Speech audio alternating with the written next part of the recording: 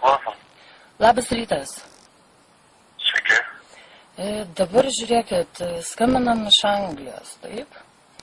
Noriu pasiklausti, sakykit, vakar autobusas važiavo į Lietuvą? Taip, išvažiavo. Aišku, tad... Visi keturi išvažiavo. Supratau, o galima tokį klausimą, kodėl jisai į Bristolį neatvažiavo? O žinokit, tikrai nežinau, aš suregistruoju, transmo, kuris užregistruoja ir perdada toliau. Taip, supratau, aš pats nevažiuoju ir nevairuoju. O kas galėtų man atsakyti šitą klausimą? Man reikia žmogaus, kuris atsakingas. Suprantat, ponia, žinokit, yra 200 žmonių važiuojantys vienu kartu. Ir jeigu kažkas tai kažkur pasimėtė ar sąrašuose, ar kažkur tai, žinokit, būna, pasitaiko viską, žinokit. Sąrašuose negalėjo pasimesti, nes buvo skambinta dar prieš kokią turbūt savaitę ir buvo užgarantuota, kad bus paimti 6 žmonės iš Bristolio.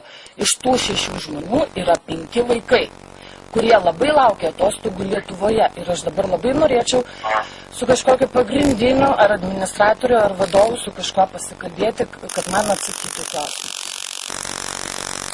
Matot, čia atsakymai tokį klausimą, ponė, nes yra labai sumaišti didelė ir važiuoja 200 žmonių. Tai nepasiteisinimas, supranta, tai yra nepasiteisinimas. Buvo galima bent kažkokią tai žinutę arba bent jau paskambinti ar įspėti ir panašiai. Suprantat, aš organizuoju, aš perduodu sąrašus toliau vairuotojams. Vairuotojai toliau žiūri patys. Aš nesėdžiu vietoj autobuse. Tai taip, bet jūs turite pavardės, jūs reiškia, tai jūs pametėte tada iš tų sąrašų tuos 6 žmonės, kurie gyvena Bristolį. Aš suprantu, kad iš Londono atvažiuoti į Bristolį visgi 150 mylių, tai yra nepatogu ir panašiai. Žinokit, mes važiuojame ir į Mančesterį, ir į Lycą, taip kad mums tas Bristolis tikrai netoli. Bet pasirodė, reiškia, per toli, jeigu neatvažiavo ir nesurinko vaikų, kurie laukia atostogų. Ir dabar, kada mes prieš 3 savaitės rezervavom bilietus, dabar pabandykit, prašau, užrezervuoti bilietus šituo laikotarpiu arteinančiam 2 savaitėm. Niekur nėra vietų ir kainos yra jau apie 150 svarų. Paprasčiausiai, jūsų firma dabar padarėte 5 vaikus. Aš pilnai suprantu, ponė, ir labai atsiprašau, bet žinokit, sakau, taip pat ir mūsų paveda žmonės, taip pat ir mes kažką pavedam. Visi esam žmonės, visi darom klaidas ir dabar aš nieko, kaip aš jums galiu, ką aš jums galiu pasakyti. O pavyzdžiui, dabar kaip man pagauti jūsų pagrindinį vadovą? Jūs sakykit man, aš klausau jūsų. Bet jūs man nieko negalite atsakyti ir nieko padėti negalite. Aš noriu paklausti jūsų... Gerai, aš jūsų paklausiu, jūs dabar nebijote viešosios erdvės, pavyzdžiui, ant reklamos? Tai yra 5 vaikai. Ne, nebijom. Jūs to garantuoti? Mes, suprantat, mūsų taip pat klientai paveda, taip pat užsiregistruoja ir 10 ir 20 žmonių. Aš viską suprantu, kodėl nebuvo įspėti šitai žmonės. Kodėl nebuvo įspėti? Suprantat, ponė, kad jeigu man paskambintų vairuotojas ir pasakytų, kad aš nevažiuosiu ir nepaimsiu tų žmonių, tai mes paskambintumėm ir pasakytumėm.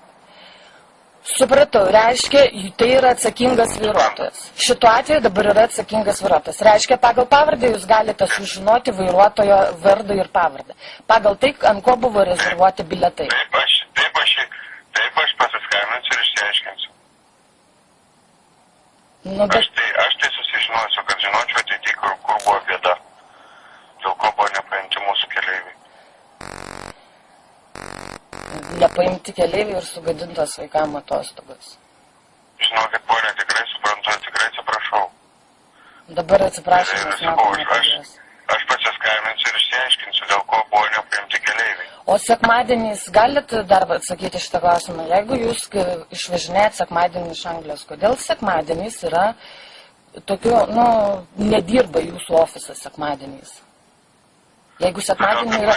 Mes neregistruojam sekmadienį žmonių, nes mes dirbam kitų turim reikalų ir mūsų telefonai yra padėti ant stalo.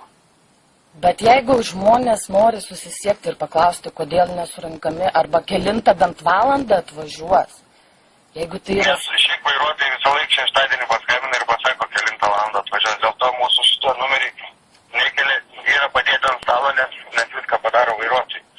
Vairuotojai paskambina, pasako, kelintą valandą bus.